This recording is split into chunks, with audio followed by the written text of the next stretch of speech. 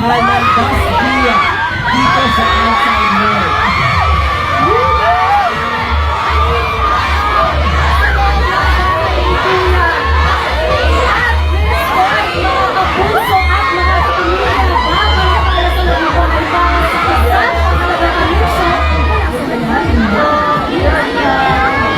Isang nakakalungkot ngunit makulay na tagpo ang naganap kamakailan sa loob ng Pinoy Big Brother House matapos ianunsyo na ang Dustin at Bianca Duo o mas kilala bilang Dasby, ang pinakabagong evictees ni Kuya.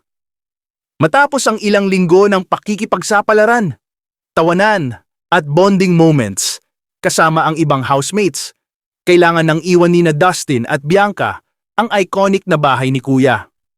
Maraming fans ang nalungkot at nagulat sa resulta, lalo't isa ang Dasby sa pinakasinusubaybayang tambalan ngayong season.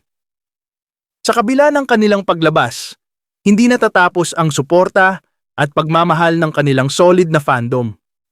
Sa social media, bumuhos ang mga mensahe ng panghihinayang, pero mas nanaig ang pagpapasalamat at pag-asa na mas marami pa silang oportunidad sa labas.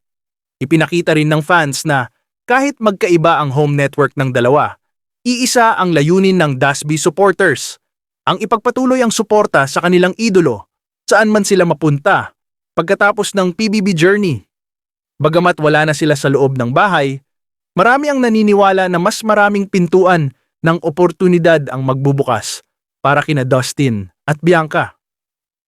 Maraming netizens ang umaasang magkakaroon sila ng mas maraming projects at guestings, at higit sa lahat, mas makikilala pa sila ng mas maraming tao.